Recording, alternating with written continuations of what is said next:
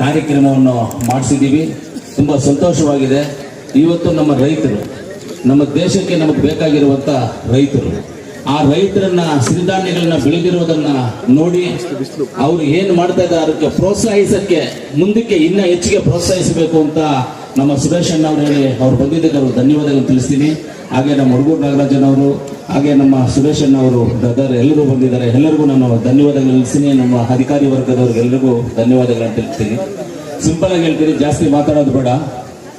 ಇವತ್ತು ಸಿರಿಧಾನ್ಯಗಳು ಹಳೆ ಪದ್ಧತಿಗಳು ಏನಿದಾವೆ, ನಮ್ಮದು ಹಳೆ ಪದ್ಧತಿಗಳಿಗೆ ನಾವು ಮರಳಿ ಬಂದಿದ್ದೇವೆ. ಹಳೆ ಪದ್ಧತಿಗಳಿಗೆ ನಾವು ಮರಳಿ ಬಂದಿದ್ದೇವೆ ಅಂದ್ರೆ ನನ್ನ ಒಂದು ಸಂದೇಶ ಇಷ್ಟೇ: ಬರ್ಗರ್ ಅನ್ನು ಬಿಡಿ, ಮುದ್ದೆಯನ್ನು ತಿನ್ನಿ. ಬರ್ಗರು ಬಿಟ್ಬಿಡಿ, ಮುದ್ದೆಯನ್ನು ತಿನ್ನಿ. KFC ಬಿಡಿ, ನುಗ್ಗೆಕಾಯಿ ತಿನ್ನಿ. ಆಯ್ತಾ?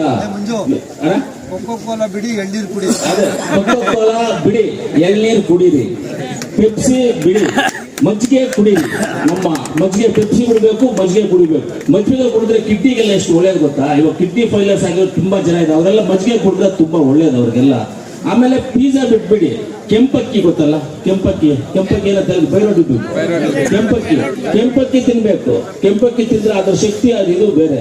ಇದನ್ನ ತಿನ್ಕೊಂಡು ಹೋದ್ರೆ ನಮ್ಮ ರೈತರನ್ನ ನಾವು ಕಾಪಾಡ್ಕೊಳ್ಳೋಕ್ಕಾಗುತ್ತೆ. ಇವತ್ತು ನಮ್ಮ ದೇಶದಲ್ಲಿ ನಮಗೆ ಬೇಕಾಗಿರುವಂಥದ್ದು 4 ವಿಚಾರಗಳು. ಒಂದು ವಿದ್ಯಾಭ್ಯಾಸ, 2ನೇದು ರೈತರು, 3ನೇದು ಆರೋಗ್ಯ, 4ನೇದು ಎಂಪ್ಲಾಯ್ಮೆಂಟ್. ಈ 4 ಕರೆಕ್ಟ್ ಆಗಿದ್ರೆ ಯಾರ ಮನೆ ಬಾಗಿಲಿಗೂ ಯಾರು ಹೋಗುವಂತ ಅವಶ್ಯಕತೆನೇ ಯಾರಿಗೂ ಇರೋದೇ ಇಲ್ಲ. ಎಲ್ಲ ಅವರವರ ವೃತ್ತಿಯಲ್ಲಿ ಅವ್ರವ್ರು ಬೆಳ್ಕೊಂಡು. ಆದ್ರೆ ಒಂದನ್ನು ಮಾತ್ರ ಹೇಳ್ತೀನಿ, IAS ಆಫೀಸರ್ ಮಗ IAS ಆಫೀಸರ್ ಆಗ್ಬೇಕು ಅಂತಾನೆ, ಒಂದು ಬಿಸ್ನೆಸ್ ಮ್ಯಾನ್ ಮಗ ಬಿಸ್ನೆಸ್ ಮ್ಯಾನ್ ಆಗ್ಬೇಕು ಅಂತಾನೆ, ಒಂದು ಇಂಡಸ್ಟ್ರೀಸ್ ಅವರು ಒಂದು ಇಂಡಸ್ಟ್ರೀಸ್ ಆಗ್ಬೇಕಾದ್ರೆ. ಆದ್ರೆ ಒಂದು ರೈತರ ಮಗ ರೈತರ ಹಾಕೋದಕ್ಕೆ ಇವತ್ತು ಇಷ್ಟ ಪಡ್ತಾ ಇಲ್ಲ.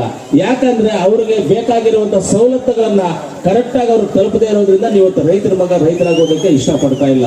ಆದ್ರಿಂದ ರೈತರು ಮಕ್ಕಳಿಗಾಗ್ಬೋದು, ರೈತರಿಗಾಗ್ಬೋದು, ಸರ್ಕಾರ ಮುಂದೆ ಬಂದು ಬೇಕಾಗಿರುವಂತ ಅವ್ರ ಸವಲತ್ತುಗಳನ್ನು ಕೊಟ್ರೆ ಮುಂದಿನ ದಿನಗಳಲ್ಲಿ ನಾವು ಊಟ ಮಾಡಕ್ಕಾಗುತ್ತೆ.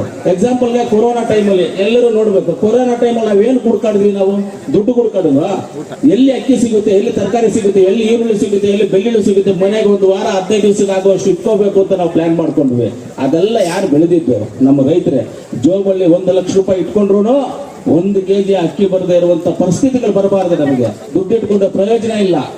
ಆದ್ರೆ ಆ ಅಕ್ಕಿ ರಾಗಿ ಇದೆ ನಮಗೆ ಹೊಟ್ಟೆಗೆ ಬೇಕಾಗಿರುವಂಥದ್ದು. ಅಂತದ್ದು ಇವತ್ತು ನಮ್ಮ ಅಗ್ರಿಕಲ್ಚರ್ ಅಂಡ್ ಹಾರ್ಟಿಕಲ್ಚರ್ ಡಿಪಾರ್ಟ್ಮೆಂಟ್ ಅವರು ಇಬ್ಬರು ಸೇರಿ ಇವತ್ತು ಒಳ್ಳೆಯ ಒಂದು ಕಾರ್ಯಕ್ರಮವನ್ನ ಆಯೋಜನೆ ಮಾಡಿದ್ದಾರೆ. ಹೋದ ವರ್ಷ ಎತ್ತಿನ ಗಾಡಿ ನಂದೇ ಕೊಟ್ಟಿದ್ದೆ, ಚೆನ್ನಾಗಿತ್ತು, ಇನ್ನೂ ಚೆನ್ನಾಗಿತ್ತು. ನನ್ನ ಎತ್ತಿನ ಗಾಡಿ 2 ಇದಾವಣ. ಎತ್ತಿನ ಗಾಡಿ ಹತ್ರ ಇಲ್ಲ, ಅದು ಗೊತ್ತಾಗ್ಲಿಲ್ಲ ನನಗೆ. ಅದಕ್ಕೆ ಎತ್ತಿನ ಗಾಡಿ ಹೋದ ವರ್ಷ ನಂದೇ ಬಿಟ್ಟಿದ್ದೆ, ತಗೊಂಡ್ಬಂದು ಎತ್ತಿನ ಗಾಡಿ ನಂದೇ ಕೊಟ್ಟಿದ್ದೆ. ನನ್ನ ಹತ್ರ ಎಲ್ಲ ಇದಾವೆ, ಎತ್ತಿನ ಗಾಡಿ, ಎತ್ತುಗಳು, ಹಸುಗಳು ಎಲ್ಲ ಇಟ್ಕೊಂಡಿದೀವಿ ಇವತ್ತು. ಆ ರೀತಿಯಲ್ಲಿ ರೈತರನ್ನ ಕಾಪಾಡ್ಕೋಬೇಕು. ನನ್ಗೆ ಖುಷಿ ಆಗ್ತಾ ಇದೆ, ನಮ್ಮ ರೈತರಿಗೆ ಸನ್ಮಾನ ಆಗಿತ್ತು. ಅದ್ರಲ್ಲಿ ನನ್ನ ಸ್ನೇಹಿತ ಪ್ರಕಾಶ ಇದೆ. ಪ್ರಕಾಶ್ ಎಲ್ಲ ಇದ್ನಲ್ಲ, ಹೋದಾ? ಸೆಕೆಂಡ್ ಬ್ಯಾಚ್ ಇದು. ಹೌದು, 100% ರೈತ. ಇವತ್ತು ನನ್ನ ಮನೆಯಲ್ಲಿ ನಾನು ಏನೇ ಆಗ್ಲಿ ಅಕ್ಕಿ ಯಾವ್ದು ಪರ್ಚೇಸ್ ಮಾಡೋದಿಲ್ಲ, ಎಲ್ಲ ನಮ್ಮ ತೋಟದಿಂದ ಬರೋದೆ. ಅದರಿಂದ ಇವತ್ತು ಒಳ್ಳೆ ಕಾರ್ಯಕ್ರಮ ಆಗಿದೆ. ಮುಂದಿನ ದಿನಗಳಲ್ಲಿ ರೈತರನ್ನ ಇನ್ನ ಸಪೋರ್ಟ್ ಮಾಡಿ ಅವ್ರನ್ನ ಮುಂದಕ್ಕೆ ಕರ್ಕೊಂಡು ಹೋಗುವಂತ ಕೆಲಸವನ್ನ ನಾವೆಲ್ಲರೂ ಮಾಡ್ತೀವಿ ಅಂತ ಹೇಳ್ತಾ, ನನಗೆ ಮಾತಾಡಲಿಕ್ಕೆ ಅವಕಾಶ ಮಾಡಿಕೊಟ್ಟ ನಮ್ಮ ಸುರೇಶ್ ಅಣ್ಣರಿಗೂ ಎಲ್ಲರಿಗೂ ಧನ್ಯವಾದಗಳನ್ನು ತಿಳಿಸಿ ನನ್ನ ಮಾತನ್ನ ಮುಗಿಸ್ತೀನಿ.